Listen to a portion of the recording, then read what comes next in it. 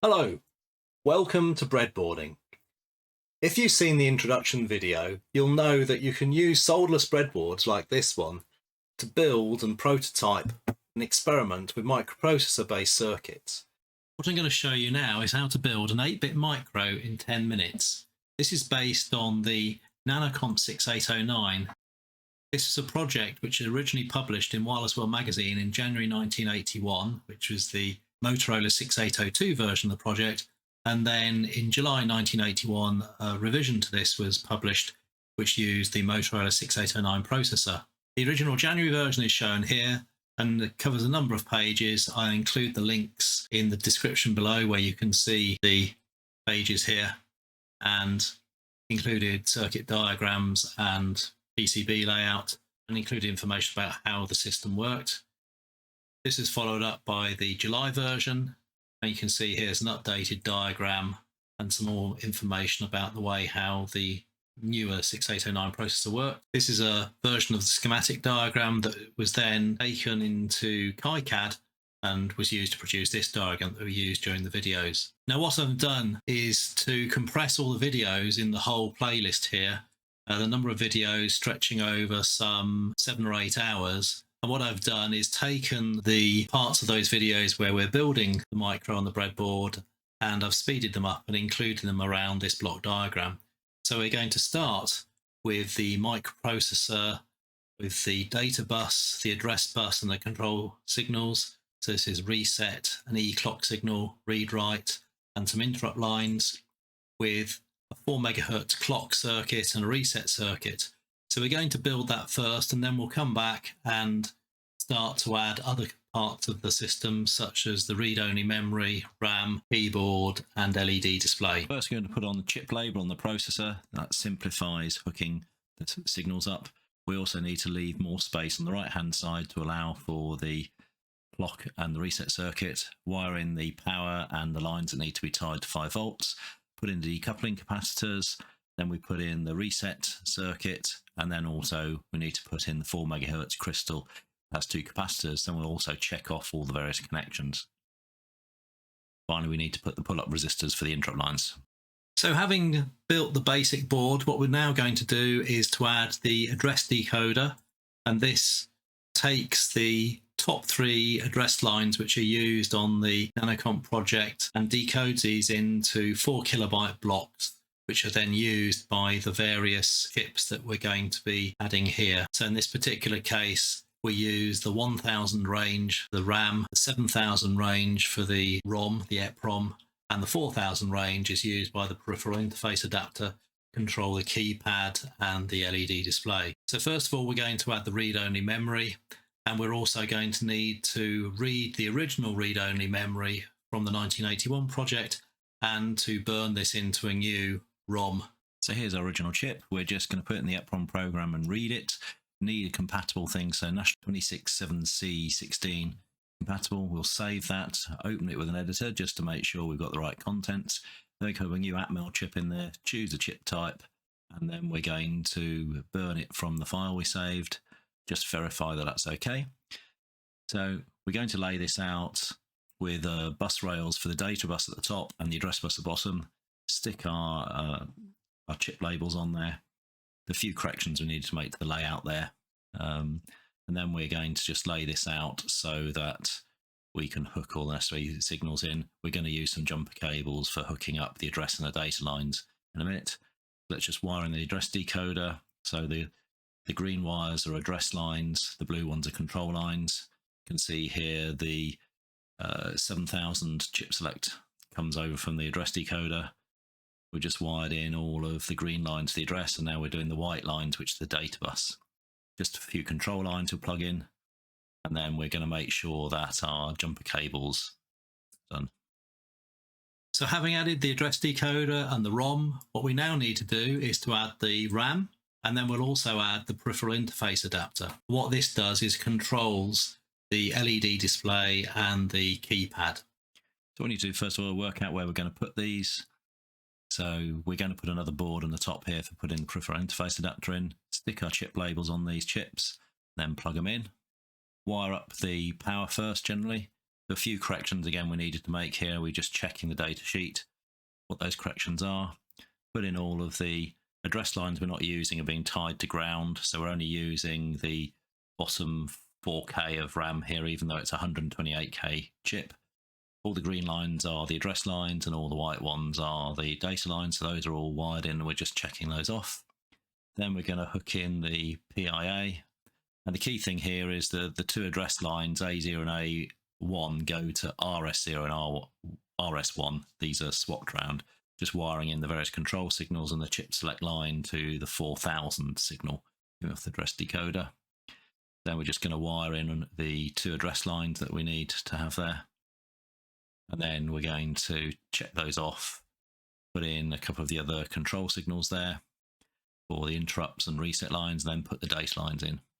So now we've added the RAM and the peripheral interface adapter, what we now need to do is to add the LED decoder and the LED display. We have here a 1 to 10 decoder and a transistor Darlington driver, which are used to control the display of the 6-digit 7-segment display. So we're going to put all these chips in and chip labels on here, and everything's going to be squashed quite up to the edge of the board, which I don't normally do, but we want to fit everything on the same board. So putting the connectors with the labels there, and the 7-segment displays, and the resistor array. Just going to wire that up there, check everything off. Then we're going to use the 3-hole jig for making all of the wires for doing the 3-hole wires there. Then we're going to do a couple of the blue ones for the non-maskable interrupt and reset lines. Just wire in our ground connection there and tie the power rails between ground and 5 volts at the top of the bottom of the board.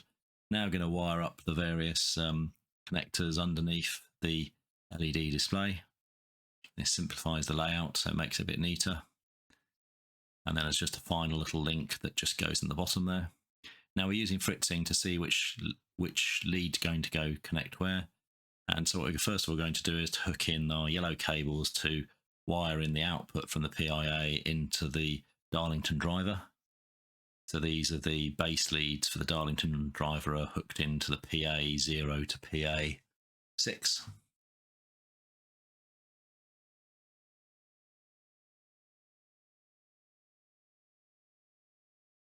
We can check these against fitting to make sure that we're actually doing the right connections.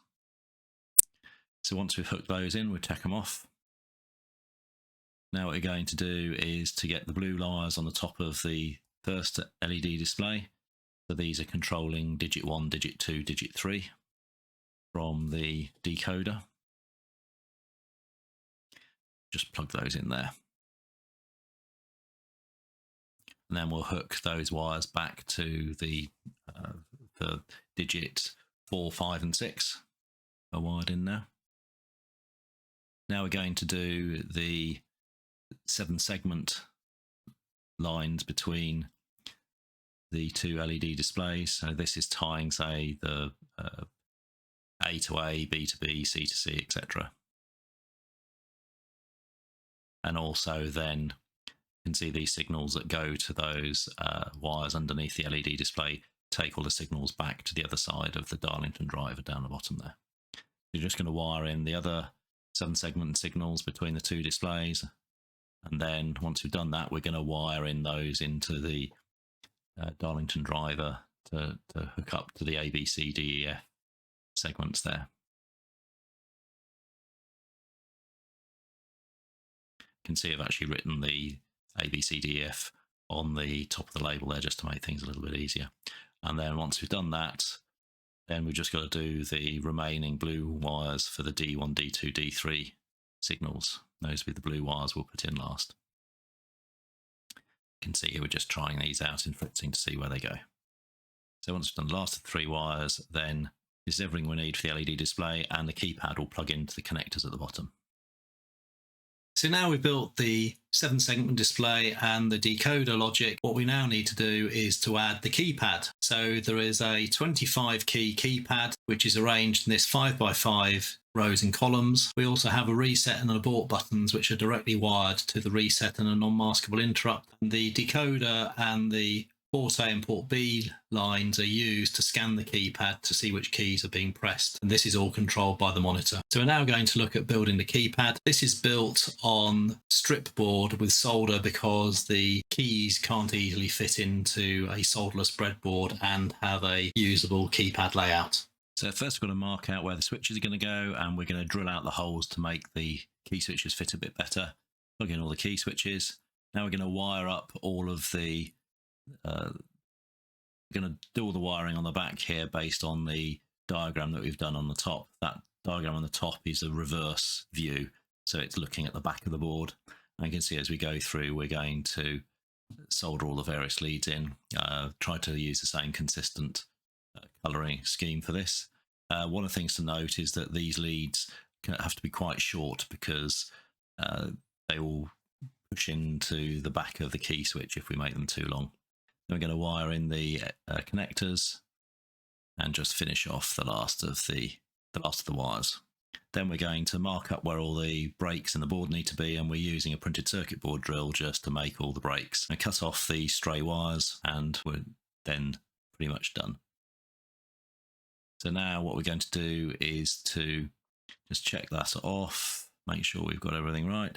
Then we're going to put on the keycaps. Now we're going to look at the keycaps. So I don't think we've got quite enough green keys, so we'll just use black instead.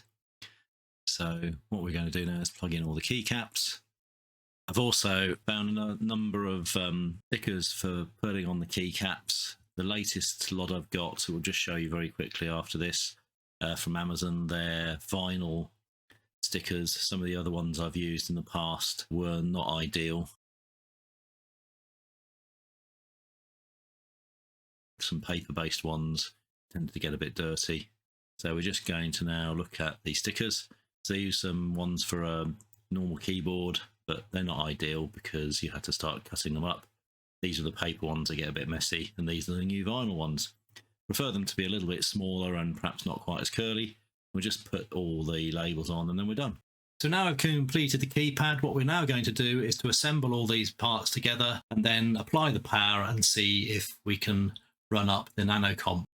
So just going to plug in the port B and port A wires. Also need to hook up the non-maskable interrupt and reset signals. Then we're also going to plug in the keypad and then switch it on. So let's have a quick look at the Nanocomp. We're just going to have a very quick run through the commands and then we'll show you one of these sample programs. I'm not going to show them all of them in this short video here. So on the left hand side, memory allows us to inspect memory and press the I button to navigate between the address that you enter. G is go to execute a program. S saves to tape, which at the moment just toggles PB6. L is load from tape that reads the values from PB7. So if we had created the electronics to hook up to a cassette tape recorder, then we could have used this for loading and saving to tape. Continue continues from a software interrupt. So if you put a software interrupt code in the program, then it will go to automatically display the registers, and you can then press the I button when you're showing the registers to go between each value. I is used by the M and the R commands to enter data and to navigate between different line items on the display. Reset is hard reset, and abort just resets you back to the monitor. So we're just going to look at one example program here. It's the 7800. It's a hexadecimal to decimal and decimal to hex program. So what we do then, go 7800. Now this requires us to press either S or L first. So we're going to do S, which shows hexadecimal. So if I put in F, it shows me 65535, which is what the maximum 16-bit address could be. So if we go and do L and do 0256, that will then show us that 256 is 100 in hex. Press it again if we want to do 32767, that's 7FF. So that's just a very simple example of how the program works. The issue you have at the moment is due to the lights being down, you can see there's a little bit of bleeding on the 7-segment display. When we look at the monitor, I suspect there might be some issues with the way how the monitor is adjusting the values on the port B lines and the port A lines. So there we have it. In 10 minutes of video sequences, we've built the Nanocomp from the ground up. If you're interested in seeing a bit more detail about this and the explanation of how it all works, then in the playlist here you can find the whole series of videos from the introduction all the way through the completion video, and those will take probably in total about 5 or 6 hours, I think. What I have found is, and I'm reviewing these, if you speed it up to 1.5 times or 2 times the subtitles on, then you should be able to get through it a little bit more quickly. And I have gone through and made sure all of the subtitles are reasonably accurate. They're not just auto-generated, they have been manually edited. So I hope you find it interesting. If you do find it interesting and you don't want to miss out on any future videos, please hit subscribe. And if you could also hit like as well on the video, just means that YouTube make it more likely that other people will get to see it in their YouTube client. Thanks for watching. Hope you enjoyed it. Check the playlist for the main Nanocomp to see much more detail about how the micro works. Thanks for watching.